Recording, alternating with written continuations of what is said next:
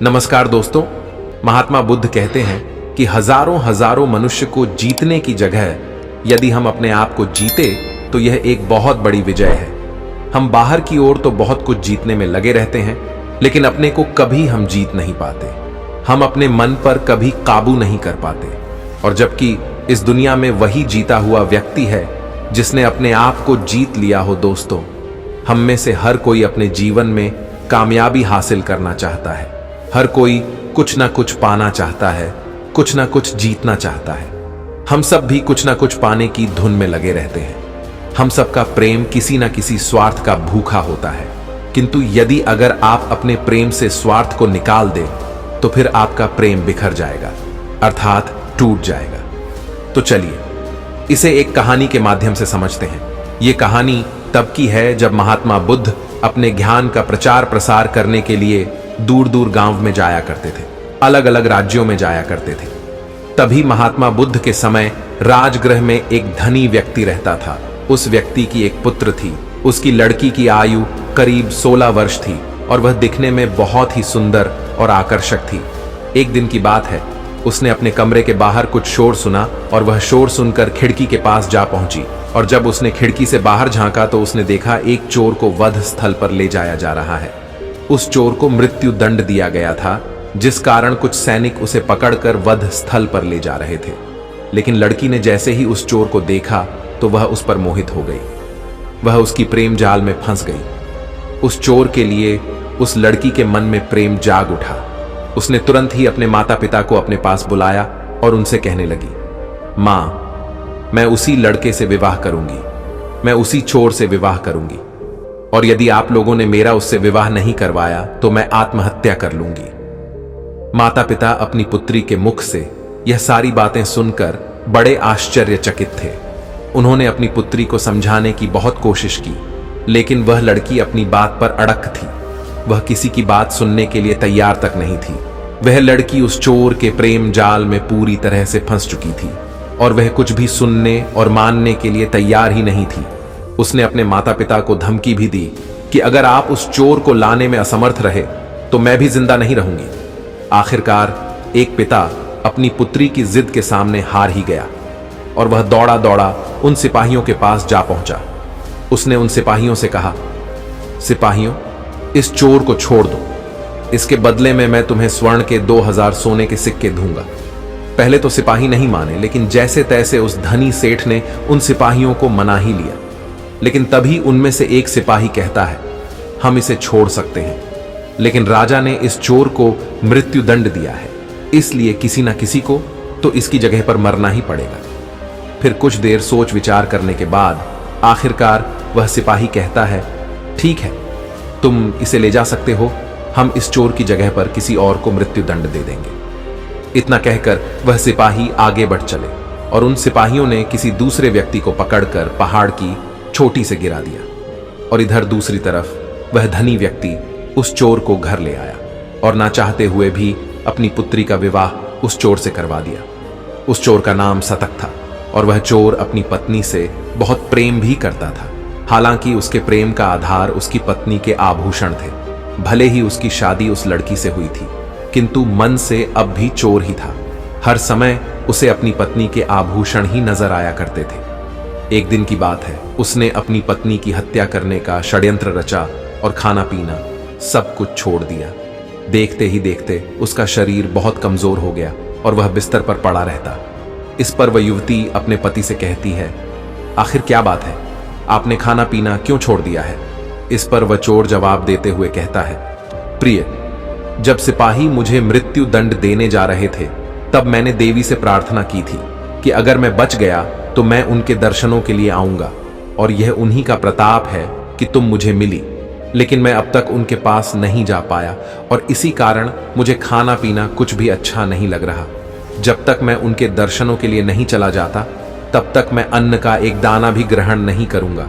इस पर वह युवती अपने पति से कहती है, तो इसमें चिंता करने वाली बात क्या है? हम दोनों उन देवी के दर्शनों के लिए एक साथ चलेंगे। यह सुनकर चोर का मन बहुत प्रसन्न हो गया। उसे चारों तरफ आभूषण ही आभूषण नजर आने लगे। अगले ही दिन वह युवती उन देवी के दर्शनों के लिए तैयार होने लगी।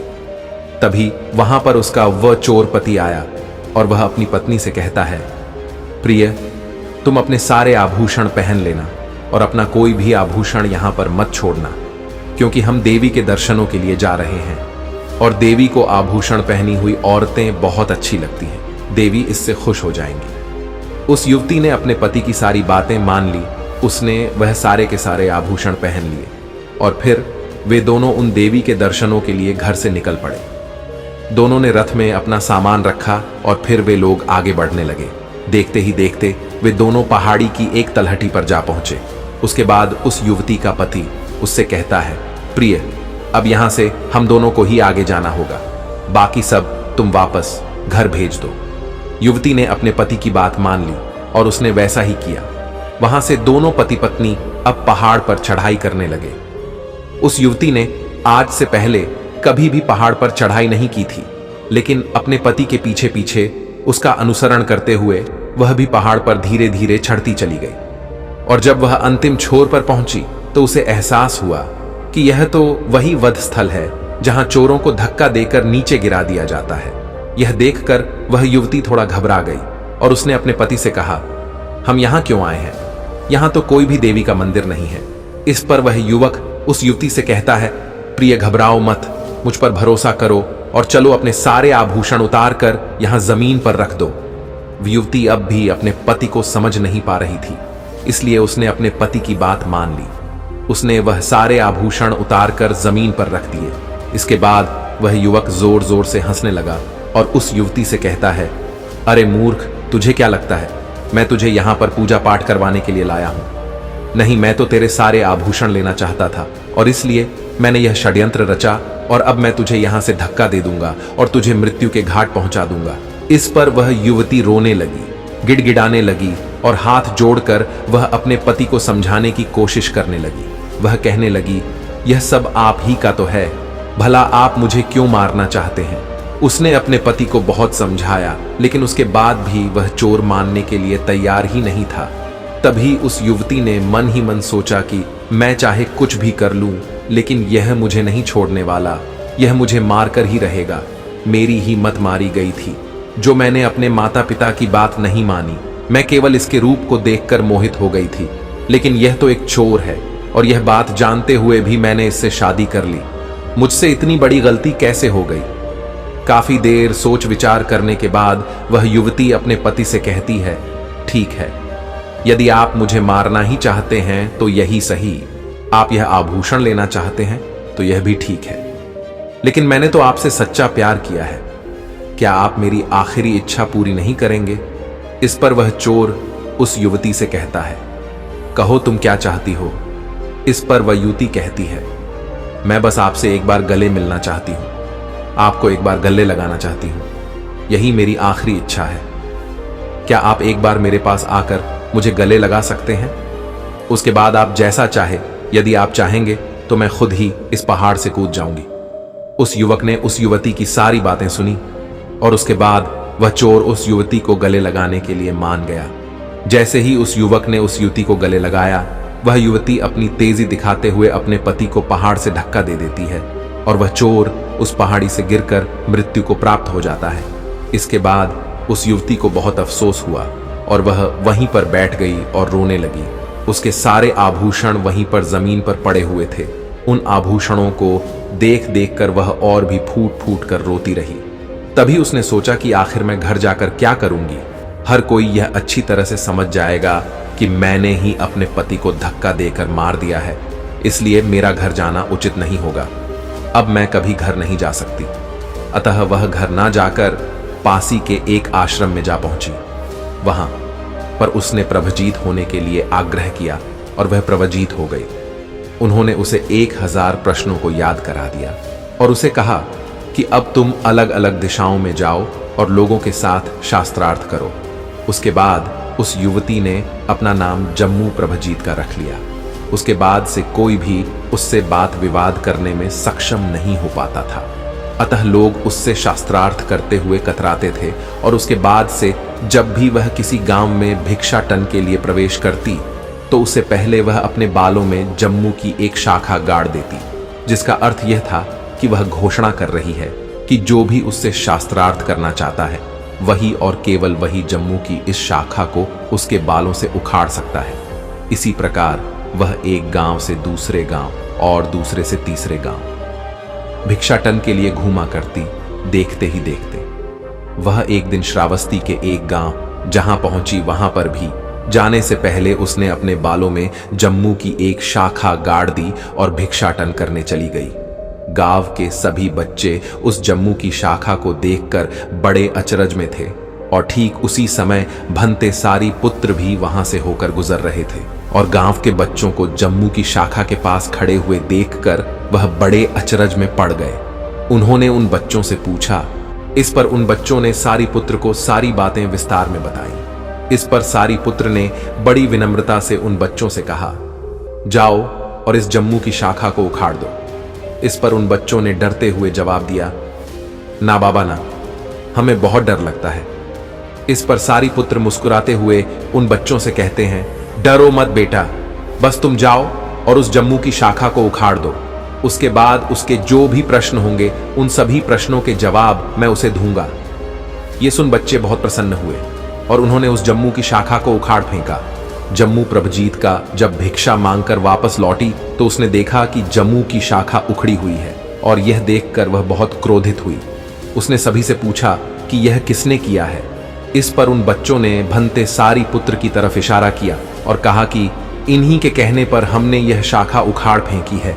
इसके बाद वह जम्मू प्रभजीत का सारी पुत्र के पास पहुंची और उनका आमना सामना हुआ। दोनों के बीच शास्त्रार्थ हुआ, वाद विवाद हुआ। इधर जम्मू प्रभजीत का सवाल पर सवाल पूछे जा रही थी और उधर भंते सारी पुत्र उनके सभी प्रश्नों के जवाब उन्हें बड़ी विनम्रता से दे रहे थे। कुछ देर बाद जब प्रभजीत जी का शांत हो गई तभी सारी पुत्र बड़ी विनम्रता से जम्मू प्रभजीत का से कहते हैं, क्या हुआ, आपके सारे प्रश्न समाप्त हो गए क्या या कुछ और बाकी है। इस पर जम्मू प्रभजी का कहती है, मेरे सारे प्रश्न समाप्त हो चुके हैं, अब मेरे पास कोई प्रश्न नहीं बचे। इस पर सारी पुत्र मुस्कुराने लगे और जम्मू प्रभजीत का से कहते हैं, तो क्या अब मैं तुमसे एक प्रश्न पूछ सकता हूं। इस पर प्रभजी का कहती है, पूछिए, आप क्या पूछना चाहते हैं। इस पर सारी पुत्र कहते हैं, एक नाम क्या है। लेकिन प्रभजीत का को इसका उत्तर ज्ञात नहीं था और काफी देर सोच विचार करने के बाद आखिरकार प्रभजीत का ने अपनी हार स्वीकार कर ली और वह सारी पुत्र से कहती है, हे भंते, मुझे अपनी अज्ञानता का एहसास हो चुका है। मैं अब जान चुकी हूं कि मेरे पास कोई ज्ञान नहीं है, किंतु क्या आप मुझे यह एक नाम का रहस्य बता सकते हैं। इस पर सारी पुत्र मुस्कुराने लगे और प्रभजीत का से कहते हैं, तुम मेरी तरह ही धर्मपरायण बन जाओ, उसके बाद तुम्हें यह रहस्य स्वयं ही पता चल जाएगा। इस पर प्रभजीत का ने हाथ जोड़कर सारी पुत्र से प्रवचन दिलाने की आग्रह की और सारी पुत्र ने प्रभजीत का को प्रवजा दिला दी और प्रवका का नाम कुंडलकेश थैरी पड़ गया और कुछ ही समय में उसने अमृतत्व को प्राप्त भी कर लिया। इस पर महात्मा बुद्ध के कई सारे शिष्य महात्मा बुद्ध के पास पहुंचे और उन्होंने बुद्ध से कहा, हे बुद्ध, कुंडल कस्सी ने धर्म की सभी बातों को नहीं सुना था, फिर भी उसे अमृतत्व कैसे प्राप्त हो गया। इस पर महात्मा बुद्ध मुस्कुराते हुए उन सभी शिष्यों से कहते हैं, भंते, बेकार की 1000 बातों को सुनने से अच्छा है कि केवल एक सार्थक बात को सुना जाए और वह एक सार्थक बात वहां तक पहुंच सकती है जहां तक उन निरर्थक हजारों बातों को याद करने से भी पहुंचाया नहीं जा सकता। और कुंडलकेसी थेरी ने अपने आप पर विजय प्राप्त कर ली है, उसने स्वयं को जीत लिया है, इसी कारण उसने अमृत को प्राप्त भी कर लिया। इतना कहकर महात्मा बुद्ध शांत हो गए और उनके सभी शिष्यों को भी उनके सभी प्रश्नों का उत्तर मिल चुका था।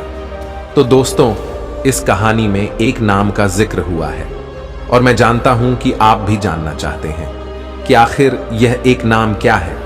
वैसे तो एक नाम को कहा नहीं जा सकता, स्वयं के अनुभव से ही इसे जाना जा सकता है। फिर भी हम आपको इसे समझाने का प्रयास करते हैं, इसलिए जो भी मैं आपसे कहने जा रहा हूं इसे बहुत ध्यानपूर्वक सुनिए और समझने की कोशिश कीजिएगा, क्योंकि जो भी मैं आपको बताने जा रहा हूं वह मेरी समझ और मेरे अनुभव है।